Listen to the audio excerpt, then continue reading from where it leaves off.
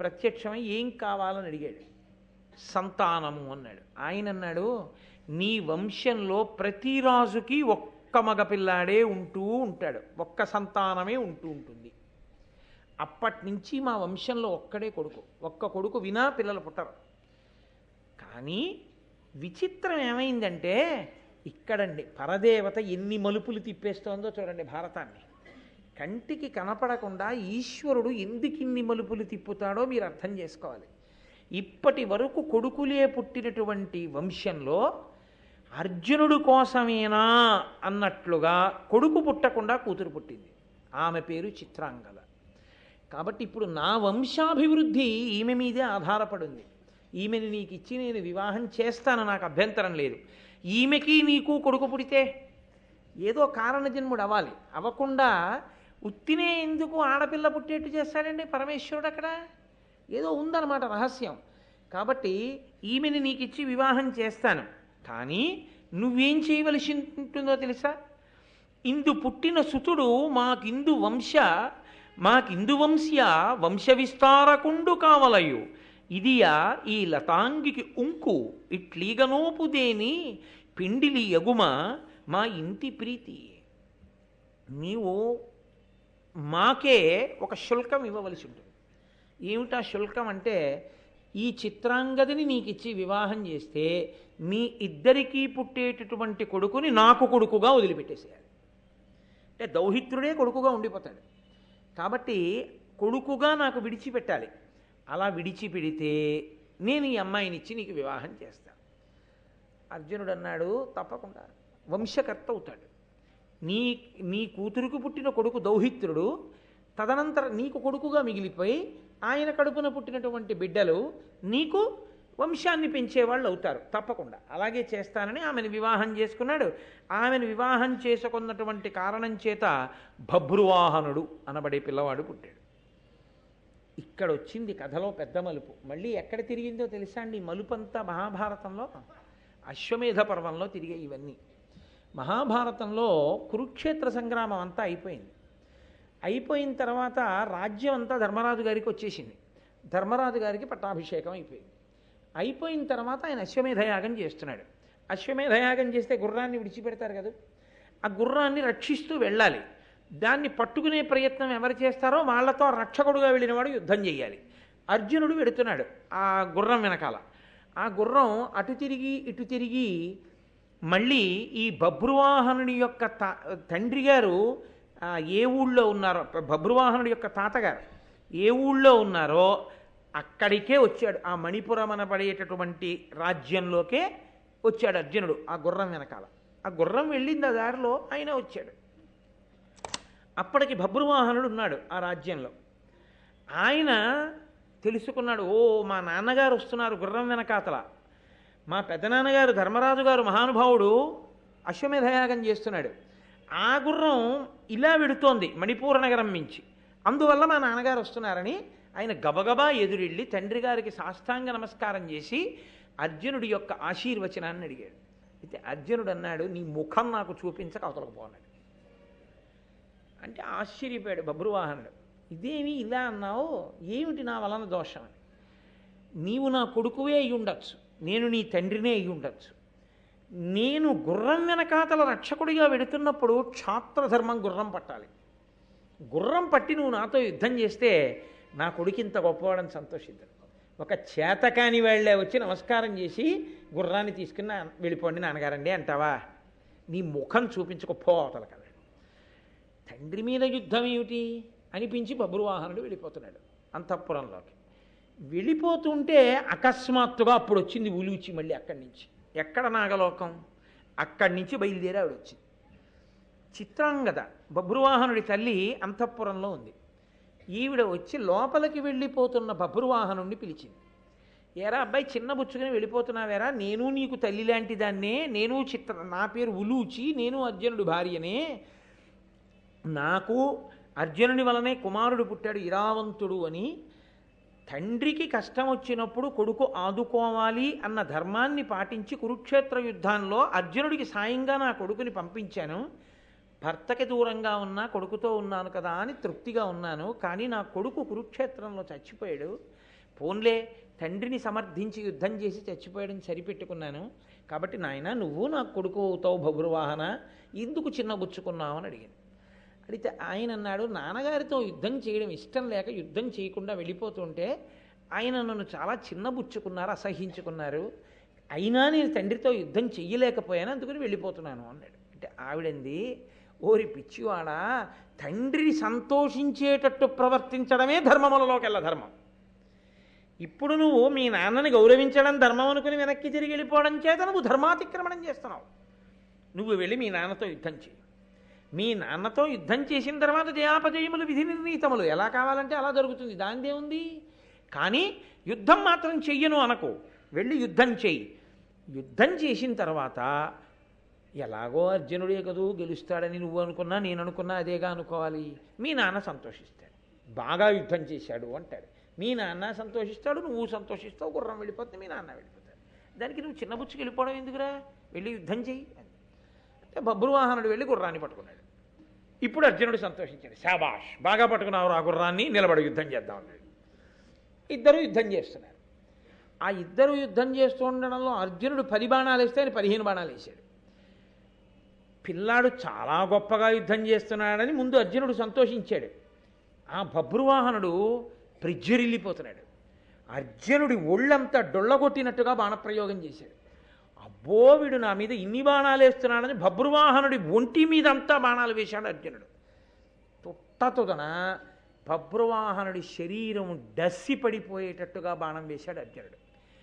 అర్జునుడి మీదకి ఎంత వేగంగా బాణం వేశాడంటే బభ్రువాహనుడు, అది అర్జునుడి యొక్క గుండెలని చీల్చి వీపులోంచి బయటికి వెళ్ళిపోయింది. వెళ్ళిపోగానే అర్జునుడు నేల మీద పడిపోయాడు. అప్పటి వరకు కురుక్షేత్రంలో కూడా జరగల ఆ సంఘటన. మహాభారతంలో ఒక్క అశ్వమేధ పర్వంలో బభ్రువాహనుడితో యుద్ధంలో జరిగింది. చనిపోయాడని అనుకున్నారు అందరు.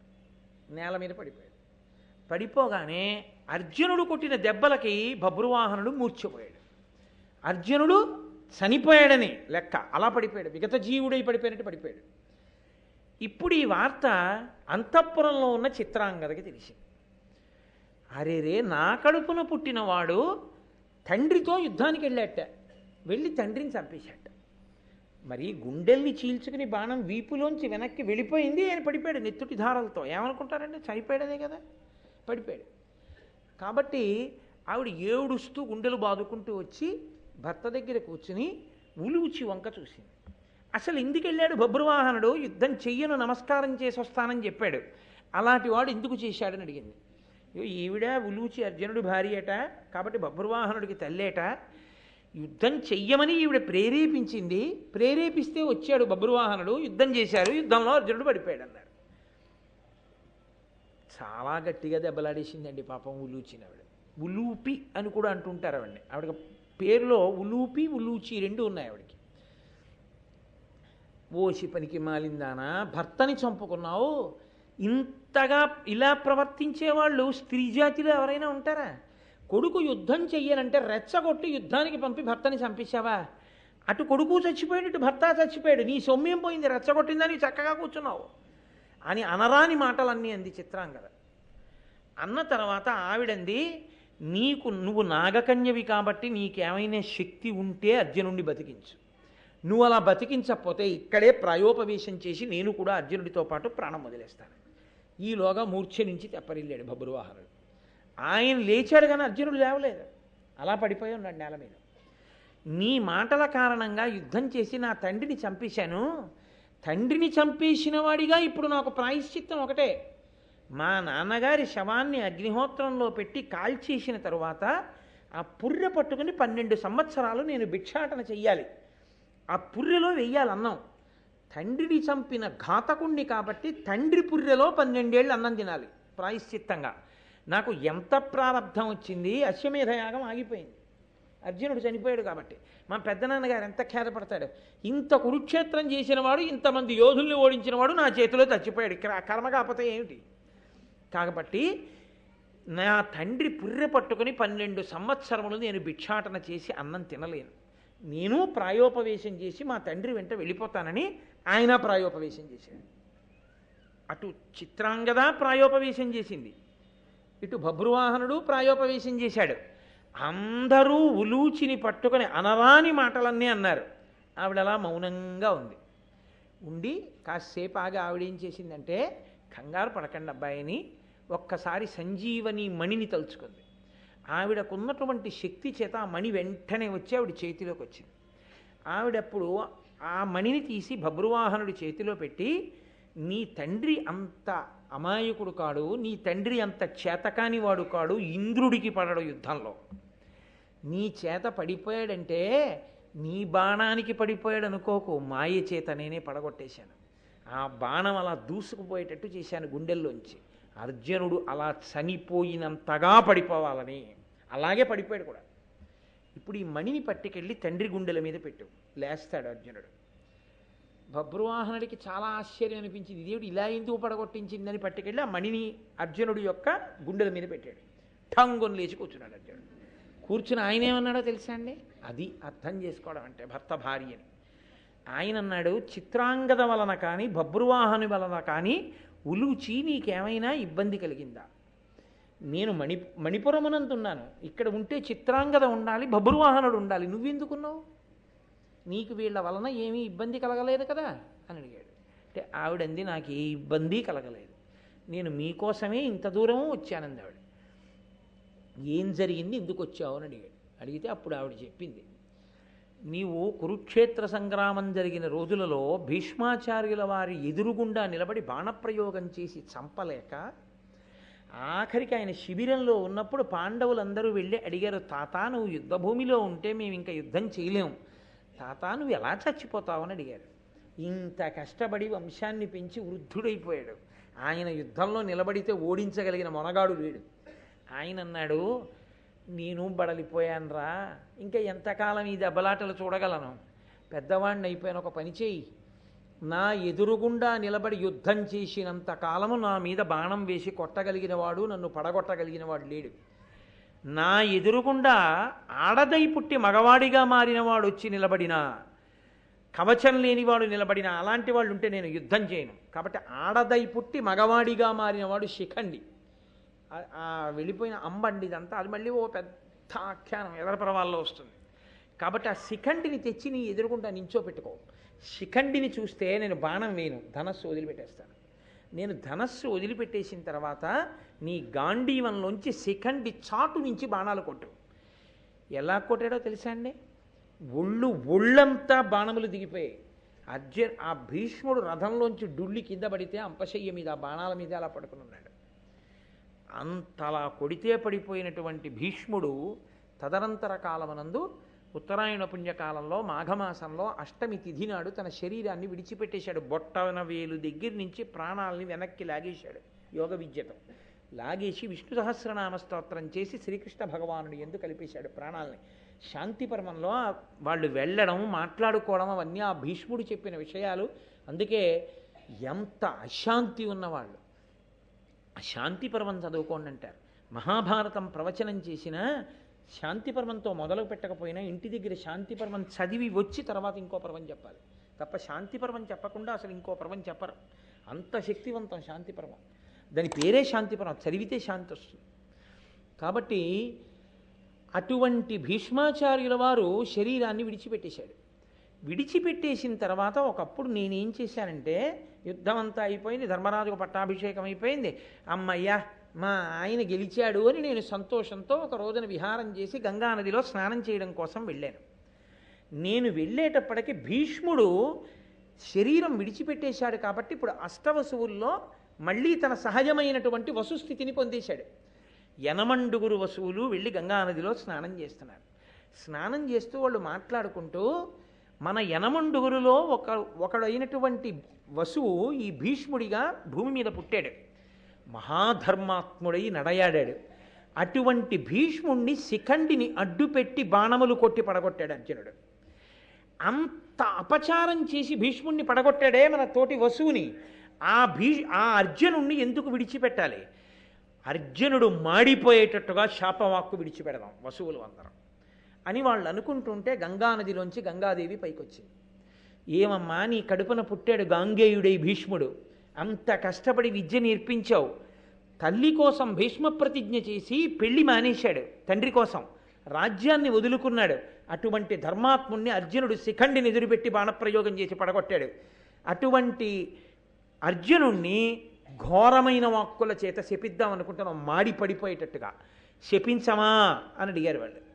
ఆవిడంది తప్పే, నా కొడుకుని గాంగేయుడిని అలా పడగొట్టాడు అర్జునుడు, కాబట్టి మీరు శపించండి అంది. ఇది వింది ఉలూచి. గంగా స్నానానికి వెళ్ళిన ఉలూచి విని ఎక్కడ తన భర్తని శపిస్తారోనని బెంగపెట్టుకుని పరిగెత్తుకుంటూ అంతఃపురానికి వెళ్ళి తన తండ్రి కాళ్ళ మీద పడి, నాన్నగారండి ఎలాగైనా మీ అల్లుడిని రక్షించండి అంది. అంటే ఆయన పరిగెత్తుకుంటూ గంగ ఒడ్డుకు వెళ్ళేటప్పటికి వసువులు అక్కడే ఉన్నారు. ఆయన వాళ్ళని పట్టుకుని ప్రాధేయపడ్డాడు, నా అల్లుడు కదా, నా కూతురు 5వ తనం కదా, అందుకు మిమ్మల్ని అడుగుతున్నాను, అర్జునుడు పడిపోకుండా ఏ ప్రాయశ్చిత్తం చేసుకుంటే బతుకుతాడని అడిగాడు. అర్జునుడు చేసిన పాపం పోవాలంటే ఒక్కటే, కొడుకు చేతి బాణపు దెబ్బకి నేల మీద పడిపోవాలి, చచ్చిపోయినంత మూర్ఛా పొందయ్యాలి. అంత పెద్ద దెబ్బ తిని పడిపోతే ఆనాడు ఆయన చేసిన పాపం పోతుంది. కాబట్టి అభిమన్యుడు చచ్చిపోయాడు యుద్ధంలో. ఇప్పుడు బభ్రువాహనుడి చేతిలో పడిపోవాలి. కారణజన్ముడు అందుకే పుట్టాడు మణిపురంలో. అప్పటిదాకా కొడుకులు ఉన్న చోట ఆడపిల్ల పుట్టడానికి కారణం అది. చిత్రాంగద కడుపున పుట్టిన వాడి చేతిలో పడిపోవాలి. అలా పడిపోతే ఆయన పాపం పోతుంది, మేము ఇంక శపించామన్నారు. ఇంత అర్జునుడు పడిపోయాడు కదోసారి అని. అందుకని నిన్ను బ్రతికించుకోవడం కోసమని ఇతను యుద్ధం చేయకుండా వెళ్ళిపోతుంటే రెచ్చగొట్టి యుద్ధానికి తీసుకొచ్చి మాయ చేసి బాణమునకంత వేగము కల్పించి నీ గుండెల్లోంచి దూసుకుపోయేటట్టు చేసి నీవు మరణించినంత స్థితిని పొంది నేల మీద పడిపోయేటట్టు చేసి మళ్ళీ నిన్ను బతికించుకోవడానికి మణిచేత నిన్ను బతికించి నీకు స్వస్థత కలిగాక, అమ్మయ్యా నీ పాపం పోయింది, ఇప్పుడు నిన్ను వసువులు శపించరు అని నిన్ను దక్కించుకున్నానయ్యా అందాడు. అర్జునుడు ఎంతో సంతోషించాడు. ఇందుకు కలిపింది అమ్మవారు. నేను అందుకే మీతో తరచూ చెప్తుంటాను, ఎవడు ధర్మమును పట్టుకున్నాడో వాడికి ఈరోజు వచ్చే ఆపద కాదు, వాడు ధర్మమును పట్టుకుని ఉన్నందుకు వాడికి 25 సంవత్సరాల తర్వాత వచ్చే ఆపదని తొలగించడానికి కావలసిన ప్రణాళికకి సంబంధించిన పునాదిని ఇవాళ వేస్తుంది పరదేవత. ధర్మం ఒక్కటి పట్టుకోవడం వస్తే చాలు. అది కాకుండా నువ్వు ఎన్ని పట్టుకున్నా నీ ఆపదలు తొలగేవి కావు. నీకు ఈశ్వరానుగ్రహ రూపంలో అన్నీ కలిసి రావడము అన్నది దేనివల్ల అంటే కేవలం నువ్వు పట్టుకున్న ధర్మం వల్ల పరదేవతానుగ్రహం. అందుకని ఉలూచితో అమ్మవారు కలిపింది. కలిపి ఆ ఇరావంతుణ్ణి జన్మించేటట్టు చేసి ఈ ఉలూచి యొక్క అనుగ్రహం చేతనే అంత గబగబా వెళ్ళగలిగింది. కాబట్టి ఇక్కడ బభ్రువాహనుడు వెనక్కి వెళ్ళిపోతున్నాడని తెలుసుకోగానే నాగలోకం నుంచి రాగలిగింది, మణిని తెచ్చి బతికించగలిగింది. కాబట్టి 12 నెలలు తీర్థయాత్ర అన్న మిషతో ధర్మానికి కట్టుబడి వెళ్ళాడు. కాబట్టి ఈయన్ని మరింత బలవంతుణ్ణి చేస్తోంది అమ్మవారు. అందుకనటు ఉలూచితో వివాహం చేయించింది, ఇటు చిత్రాంగరతో వివాహం చేయించింది, ఇక్కడ బభ్రువాహనుడు పుట్టేటట్టు చేసింది. అందుకే మహాభారతంలో ఉలూచి ఒక పెద్ద మెరుపు. ఆవిడ 2 పర్వాల్లో కనపడుతుంది. కానీ నేను ఇలా పడగొట్టించి ఉండకపోతే వసువుల శాపానికి నువ్వు పడిపోదు. 2, తాతగారైన భీష్ముణ్ణి అలా పడగొట్టినందుకు నువ్వు నరకలోకానికి వెళ్ళిపోదు. వసువులే చెప్పారు, నువ్వు స్వర్గానికి వెళ్ళేటట్టు నీ శరీరం పడిపోయిన తర్వాత నువ్వు భయంకరంగా పడిపోకుండా ఉండేటట్టు నిన్ను కాపాడుకున్నాను అందావిడ. అంత గొప్ప ఆఖ్యానము కనపడకుండా ఆదిపర్వంలో తిరుగుతుంది. ఆదిపర్వం అంతా పునాది, ఆది మొదలు పునాది, దీని మీదే మిగిలిన సౌధం అంతా ఉంటుంది. అందుకే భారతంలో మిగిలిన పర్వాల్లో ఉన్న విశేషాలన్నీ వచ్చి ఆదిపర్వంలోకి సమన్వయం అయిపోతూ ఉంటాయి. అసలు ఇంకా యథార్థం మాట్లాడాలంటే వినతా కద్రువుల కదే పెద్ద పునాది, దాని మీదే మిగిలిన భారతం అంతా నిలబడింది. అక్కడ అసూయ, అక్కడ దెబ్బలాట్లు, అన్నదమ్ముల కలహాలు, గరుత్మంతుడు, పాములు, అదే పెద్ద కథ అయి కురుపాండవుల కథగా మారిపోయింది. కాబట్టి చాలా సంతోషించాడు. అశ్వమేధ పర్వంలో చూసుకోండి అదంతాను. ఇక్కడ మీరు బభ్రువాహనుడు పుట్టినట్టు మాత్రమే తెలిసినట్టు ఉండాలి, మిగిలినంతా తెలియనట్టు ఉండాలన్నమాట అశ్వమేధ పర్వం వినే వరకు. అందుకని మిమ్మల్ని ఎవరన్నా అడిగినా ఏమో అవన్నీ మాకు ఎలా తెలుస్తాయండి, అశ్వమేధపురం మేము వినలేదుగా అనాలన్నమాట. కాబట్టి ఇప్పుడు ఆ అర్జునుడు వెళ్ళి సౌభద్ర తీర్థము అనబడేటటువంటి ఒక తీర్థంలో స్నానం చేయబోయాడు. సముద్రపు ఒడ్డున ఉన్న 5 తీర్థాలవి. అక్కడ ఉన్నటువంటి బ్రాహ్మణులు అన్నారు, ఋషులు అందులోకి వెళ్ళవద్దు, దిగవద్దు అన్నారు. ఎందుచేత దిగవద్దు అన్నాడు. అందులో పెద్ద పెద్ద మొసళ్ళు ఉన్నాయి, ఆ మొసలి పట్టుకుంటే చచ్చిపోతారు, కాబట్టి ఎవ్వరూ అక్కడ స్నానం చెయ్యరు, కాబట్టి నువ్వు దిగద్దన్నారు. ఆయన అన్నాడు, నేను క్షత్రియుణ్ణి, నేను మొసలి పట్టుకుంటుందని భయపడ్డా ఏమిటి, కాబట్టి నేను స్నానం చేస్తానని వెళ్ళి స్నానం చేశాడు. స్నానం చేస్తుంటే ఒక పెద్ద మొసలి వచ్చి ఆయన కాలు పట్టుకుని ఈడుస్తాడు. ఆయన వెంటనే మొసల్ని ఈయన పట్టుకుని పైకెత్తేసి గిర్ర గిర్ర గిర్ర గిర్ర తిప్పి ఒడ్డుకు విసిరి పారేశాడు. విసిరి పారేయగానే అందులోంచి ఒక అందమైన స్త్రీ వచ్చింది. ఆవిడ పేరు వంద. ఆవిడ వచ్చింది, నేను కుబేరుడి యొక్క స్నేహితురాల్ని, నేను మిగిలిన 4 స్నేహితురాళ్లతో కలిసి ఒకానొకప్పుడు ఈ భూమండలం మీద ఒక పెద్ద పొదరింటి దగ్గర విహరిస్తున్నాం, ఒక ఉద్యానవనంలో. అందులో ఒక బ్రాహ్మణుడు ఏకాగ్ర దృష్టితో తపస్సు చేసుకుంటున్నాడు. ఏమిటో ఇంత తపస్సు చేస్తున్నాడు, ఈయన తపస్సు మనం పాడి చేయలేమా అనుకున్నాం. అదో అక్కర్లేని విషయాలు కొంతమందికి. కాబట్టి ఆ తపస్సు పాడు చేద్దామని ఏదో వాళ్ళ వగలన్నీ చూపించారు. ఆయనకి ఒళ్ళు మండి అన్నాడు, ఇంకోడేదో తపస్సు చేసుకుంటూ ఉంటే వాణ్ణి పాడు చేద్దామని మొసలి పట్టుకున్నట్టు పట్టుకున్నారు, కాబట్టి 5 తీర్థముల యందు మొసళ్ళై పడి ఉండండి అన్నాడు. ఇప్పుడు వాళ్ళు హడిలిపోయి వచ్చి ఆయన కాళ్ళ మీద పడ్డారు. బ్రాహ్మణుడి కోపం ఎక్కువసేపు ఉండకూడదు కదా, మహాత్మా దోషం జరిగింది, మాకెప్పుడు మేము ప్రవర్తించినటువంటి ఈ ఉద్ధతి నుండి బయటపడేది, శాప విమోచనం ఎప్పుడు అని అడిగారు. ఆయన అన్నాడు, ఒక 100 సంవత్సరముల తర్వాత మీకు శాప విమోచనం కలుగుతుంది. మీరు పట్టుకున్నప్పుడు ఎవరు తన చేతులతో మొసలిని పైకెత్తి గిరగిరా తిప్పి ఒడ్డుకు విసిరేస్తాడో అంతటి బలవంతుడి కాలు మీరు పట్టుకున్నప్పుడు మీకు శాప విమోచనం. వాడు వచ్చేది ఎప్పుడు, వాడి కాలు మేము పట్టుకునేది ఎప్పుడు, అప్పటి నుంచి కాలెట్టిన వాడిని అల్లా పట్టుకుంటూ ఉంటాం. ఎందుకు, వాడిని తిందామని కాదు, వాడు ఎత్తి మమ్మల్ని పారేస్తాడేమో. ఇన్నాళ్ళకి ఎత్తి పారేసిన వాడి ఓడి దొరికావు, నన్ను పారేసావు కాబట్టి మిగిలిన 4 కూడా పారాయి, చూపిస్తాను ఆ 4. అవి ఎక్కడ చూపించి దిగుతాను, పారేస్తానన్నాడు. రక్షణ అండి, రక్షణ ధర్మం ఎంత. అప్పుడు ఈ 5 అడిగారు, ఎక్కడ ఉంటే మాకు శాప విమోచనం కలిగే అవకాశం ఉంటుంది. 5 మొసళ్ళని ఇలా ఎత్తి పారేసే బలవంతుడు ఎవరు, ఎటొస్తాడు? ఎప్పుడో జరగబోయేటటువంటిది 100 సంవత్సరముల తర్వాత ఇంత బలవంతుడైన అర్జునుడు అటుగా వస్తాడని తన దివ్య దృష్టితో గ్రహించి చెప్పగలిగినటువంటి గొప్ప తపస్వి అయితేనే దానికి జవాబు చెప్పగలడు. అప్పుడు నారదుడు ఏమని చెప్పాడో తెలుసా అండి, 100 ఏళ్ల క్రితం, అట్టి మహాబాహుండు అత్యంత బలుడు ఎవ్వడగునొక్కో అనుచు నే మరుగుదించువారము త్రైలోక్యవర్తి అంబుజభవ ప్రభువు నారదుగని భక్తితోడ మ్రొక్కిన మమ్ము అమ్మున చూచి ఇట్లేల వగబొంది కందినవారలనియు అడిగి మా వృత్తాంతమంతయు మా చేత విని విప్రు నలకయు విధి కృతంబు క్రమరింపలావే కావున దక్షిణ జలధి తీరమున ప్రశస్త పంచతీర్థముల నీగి ధృతినందు 100 ఏడులుండునట్లు మీరు లుండునంతా. మీరు దక్షిణ తీర సముద్రం దగ్గర నారీ తీర్థములు అని పేరు వస్తుంది. మీ 5 ఆడవాళ్ళు వెళ్ళి 5 మొసళ్ళై వాటిలో పడి ఉండండి. 5 తీర్థాలు ఉన్నాయి, సౌభద్ర తీర్థము, పౌలోమ తీర్థము, కారంధమ తీర్థము, ప్రసన్న తీర్థము, భరద్వాజము అని. ఈ 5 తీర్థాల్లోనూ ఉండండి.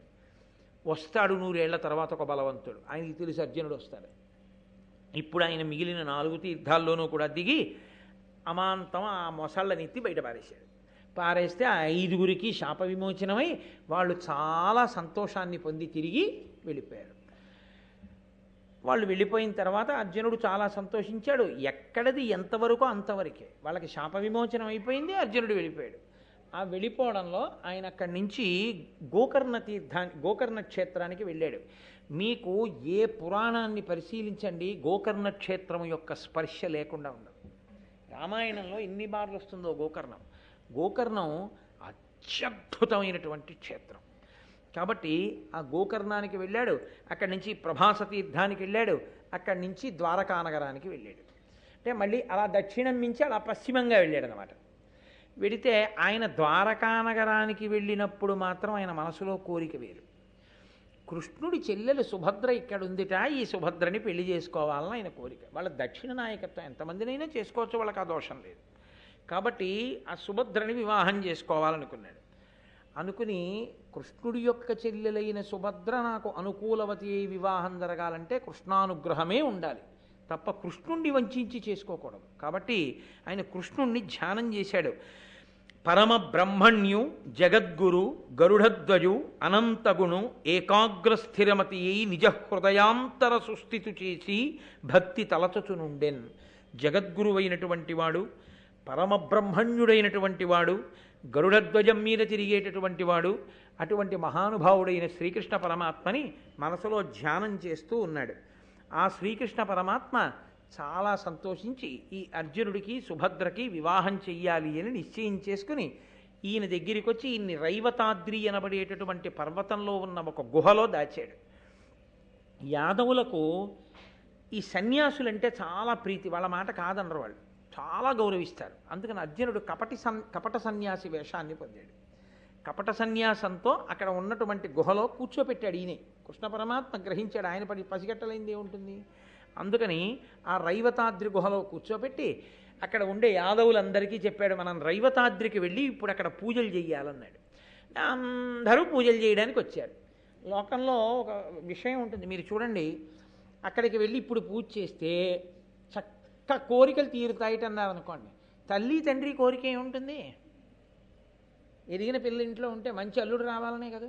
అప్పుడు వాళ్ళిద్దరే వెళ్ళరు, నువ్వు రావే దండం పెట్టుకుందువు కానీ అని తీసుకెళ్తారు. కాబట్టి సుభద్ర వస్తుంది కదా. ఇది కృష్ణుడి ప్రణాళిక. ఆ సుభద్రని చూడాలి అర్జునుడు. కాబట్టి ఇప్పుడు ఆ రైవతాద్రికి ఆవిడ కూడా వచ్చింది. ఆవిడ మనసులో అర్జునుడు లేడనుకోవడానికి వీల్లేదు. ఆమె యాదవకాంత అయినా కృష్ణుడి చెల్లెలైనా ఆమె ఆ రైవతాద్రికి, ఆ పర్వతానికి ప్రదక్షిణం చేస్తోంది. పర్వతానికి ప్రదక్షిణం చేయడం అనేటటువంటిది మీకు ఎన్ని చోట్ల కనపడుతుందో పురాణాల్లో. ఇవ్వాలంటే మనం అరుణాచలానికి ప్రదక్షిణం చేస్తున్నాం, కానీ శ్రీకాళహస్తికి కూడా ప్రదక్షిణం ఉంది. శ్రీకాళహస్తి కొండకి ప్రదక్షిణం చేసి ఎన్నో అభ్యుదయాలు పొందారు ఎందరో పెద్దలు. పరమాచార్య స్వామంతటి వారు శ్రీకాళహస్తికి ప్రదక్షిణం చేశారు ఆ గిరికి. కాబట్టి త్వనదను కింకిణీ కలిత కాంచన కాంచి కలాపమున్ రణన్మణి కలనూపు రంబులు సమధ్వని నొప్పగా భక్తి పాదచారిణి కన్యకాజనపరీత సుభద్ర తదద్రిపూజన ప్రణతులు చేసే ఇంద్రసుతు పార్థు నిజేశ్వరుగా తలంచుచున్. ఆ చిరుగంటలతో కూడినటువంటి వడ్డాణం పెట్టుకుని అవి కలకనధ్వనులు చేస్తూ ఉండగా ఆ చేతులకు వేసుకున్నటువంటి ఆ కడియముల చప్పుడుతో ఆమె పాదచారిణి అయి రథం ఎక్కకుండా ఆ రైవతాద్రికి ప్రదక్షిణం చేసి, ఈ పుణ్యం చేత నాకు పార్థుడు భర్త కావాలి, అర్జునుడు భర్త కావాలి అని కోరుకుంది. ఆ గుహలోనే ఉన్నాడు అర్జునుడు. సరే, కొంతకాలమైంది. బలరాముడు మొదలైన వాళ్ళకి మన ఊరెవరో కొత్తగా గొప్ప సన్యాసి వచ్చారు, రండి చూద్దాం అన్నాడు కృష్ణుడు. బలరాముడు మొదలైన వాళ్ళందరూ వచ్చారు. వాళ్ళ పాపం అర్జునుడిని గుర్తుపట్టలేదా ఆ కపట సన్యాసి వేషంలో. వాళ్ళందరూ వచ్చి కూర్చున్నారు. యతిని చూడగానే ఎంతో సంతోషించారు, పూజ చేశారు. అయ్యా, మీరు ఏ ఏ తీర్థాలు చూశారు, ఎక్కడెక్కడ తిరిగారు, చాలా సంతోషం అన్నారు. ఈయన అప్పటికి తీర్థయాత్ర చేసి వచ్చాడు కదూ, కాబట్టి ఈయన వాటి విశేషాలన్నీ బ్రాహ్మణుల దగ్గర విన్నాడు కాబట్టి చక్కగా వాటన్నింటినీ చెప్పాడు. వాళ్ళందరూ మురిసిపోయారు, అబ్బాయి ఎన్ని చూశాడో ఎన్ని తెలుసో అని వాళ్ళు ఆయన దగ్గర వింటున్నారు. అంతా అయిపోయిన తర్వాత అన్నారు, సన్యాసి కదా, ఆయన వల్ల భయం ఏమిటి, కాబట్టి కన్యాంతఃపురంలో పెడదాం, చాతుర్మాస్యం మా ఊళ్ళో చేసుకోండి అన్నారు. చాతుర్మాస్యం అంటే వర్షాకాలం వచ్చినప్పుడు యతులు తిరగరు భూమి మీద. ఎందుకు తిరగరు అంటే, తిరిగితే అప్పుడు సృష్టి జరిగే కాలం, అనేకమైన క్రిములు పుడతాయి. పుట్టినప్పుడు వాళ్ళు నడిస్తే తమ పాదముల కింద పడి ఆ ప్రాణులు నశిస్తాయని ఒక్క వర్షాకాలంలో మాత్రం ఆ 4 నెలలు ఆషాఢం నుంచి పర్యంతము కూడా ఎక్కడైనా ఓ చోట ఉండిపోయి పూజ చేస్తారు.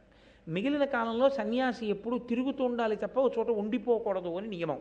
కాబట్టి ఆయన ఈ చాతుర్మాస్యం మా అంతఃపురంలోనే చేసుకోండి, బలరాముడు అంతఃపురం శ్రీకృష్ణుడు అంతఃపురం ఎందుకు, సన్యాసి ఎక్కడుంటే మాత్రం ప్రమాదం, కాబట్టి కన్యాంతఃపురం సుభద్ర అంతఃపురంలోనే పెట్టేద్దాం.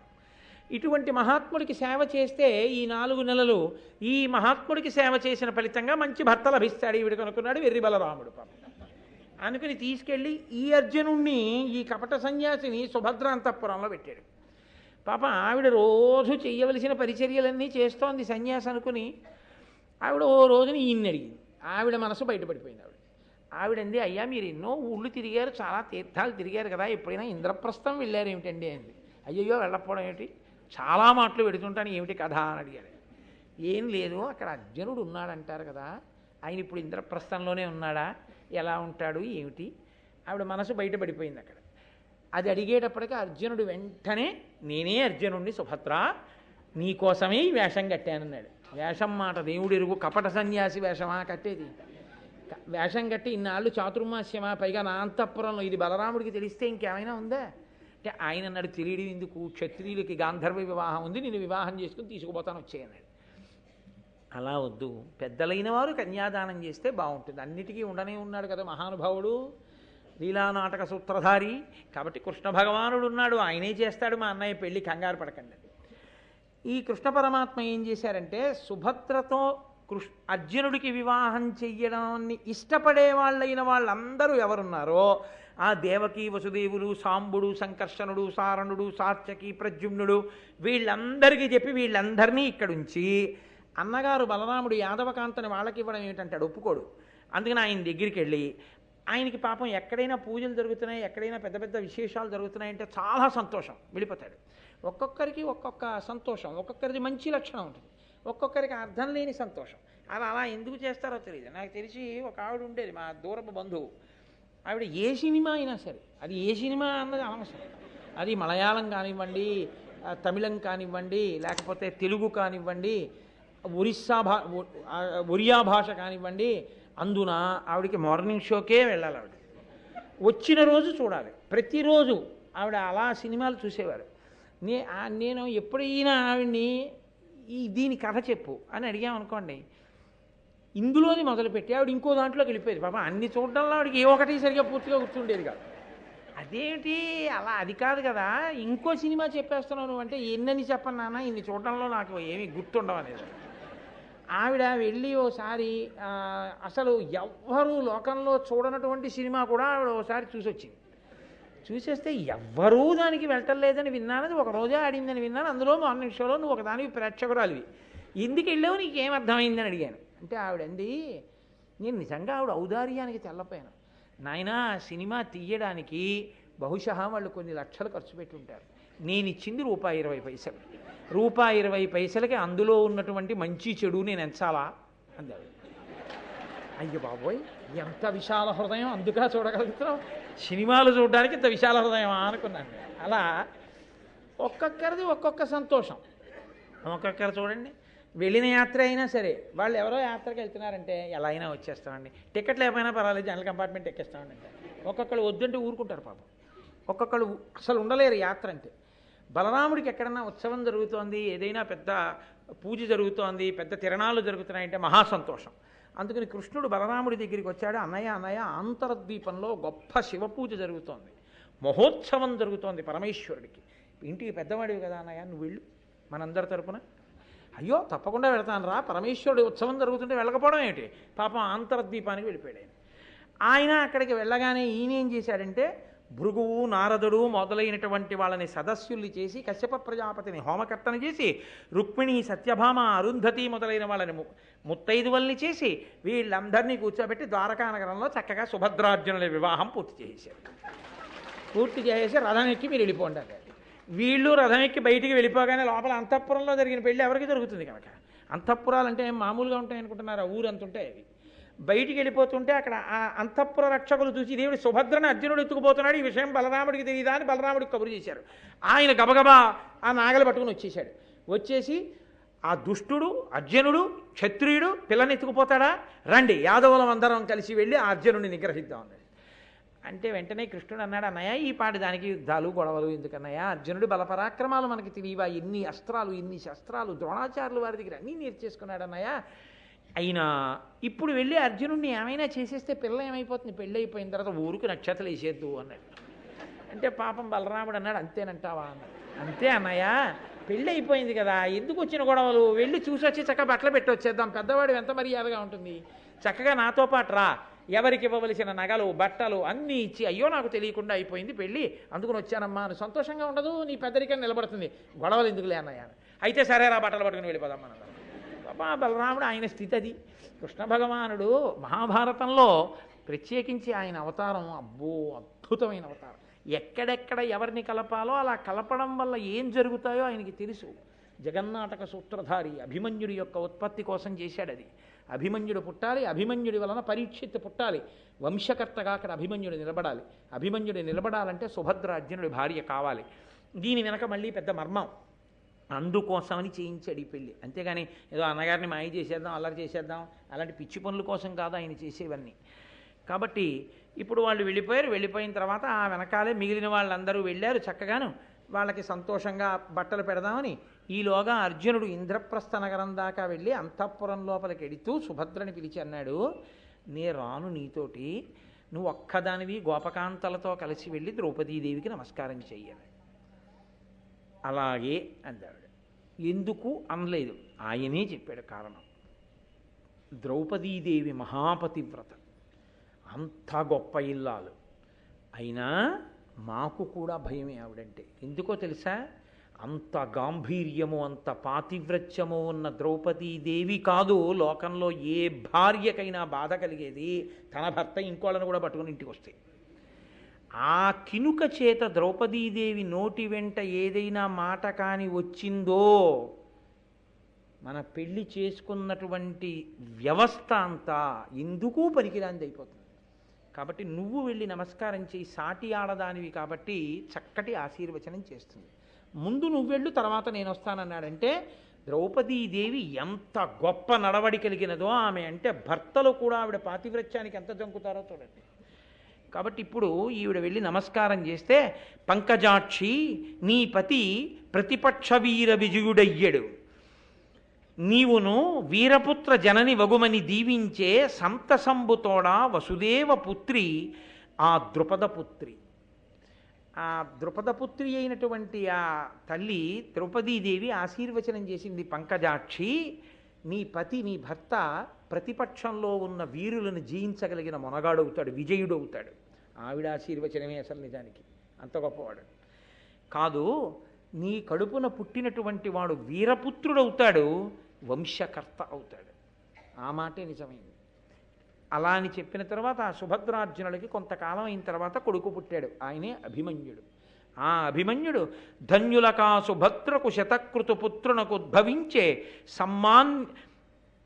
సమ్మాన్యయశుండు పుత్రుడభిమన్యుడు, వైన్య విభుండు అనన్య సామాన్య పరాక్రమ ప్రబలమాన్యుడు, పుణ్యచరిత్రుడు అన్యరాజన్య భయంకరుండు, రణశౌర్యుడు, పాండవ వంశకర్తయ్యి. అపారమైనటువంటి బలం కలిగినటువంటి వాడు, ధౌమ్యుడి దగ్గర 6 అంగములతో కూడినటువంటి వేదాన్ని చదువుకున్నవాడు, ధనుర్వేదాన్ని స్వయంగా తండ్రి అయినటువంటి అర్జునుడి దగ్గర చదువుకున్నవాడు, వ్యూహములకు ప్రతివ్యూహములు రచించగలిగినటువంటి వాడు, శత్రువుల్ని భేదించగలిగినటువంటి వాడు, అపారమైనటువంటి పరాక్రమం ఉన్నవాడు, పుణ్యమైన చరిత్ర కలిగినటువంటి వాడు, శత్రుజన భయంకరుడైనటువంటి వాడు, బంధువుల పట్ల ప్రీతి కలిగినటువంటి వాడు, వంశకర్త అయినటువంటి వాడు అభిమన్యు కుమారుడు సుభద్రార్జునులకు జన్మించాడు. వంశకర్త అన్నమాట అందుకే వచ్చింది. ఆ అభిమన్యుడి తేజస్సు అయినటువంటి పరీక్షితే చిట్ట చివరికి కురువంశానికి మిగిలిన నలుసు.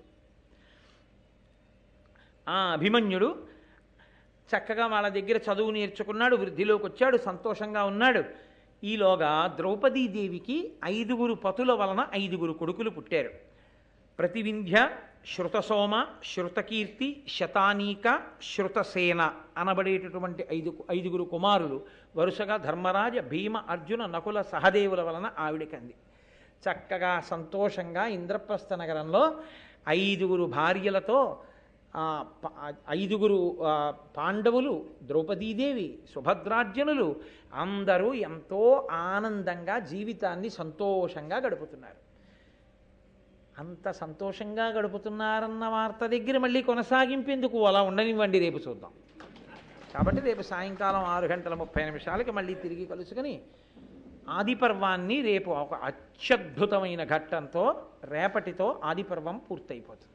రేపటితో ఆదిపర్వం పూర్తయిపోతుంది కాబట్టి ఈ సంవత్సరానికి ఈ దేవాలయంలో నేను ఈ వేసవి కాలంలో వసంతకాలంలో పెట్టుకున్న నియమం ప్రకారం చేసేటటువంటి ప్రసంగాలు ఏవైతే ఉన్నాయో అందులో అంతర్భాగంగా భారతం ఆదిపర్వం మీద ప్రసంగాలతో రేపటితో ఈసారికి నేను చేస్తున్న ప్రసంగాల పరంపర కూడా పూర్తయిపోతుంది. మళ్ళీ ప్రసంగాలు ఈశ్వరుడు ఎప్పుడు ఆదేశిస్తే అప్పుడు.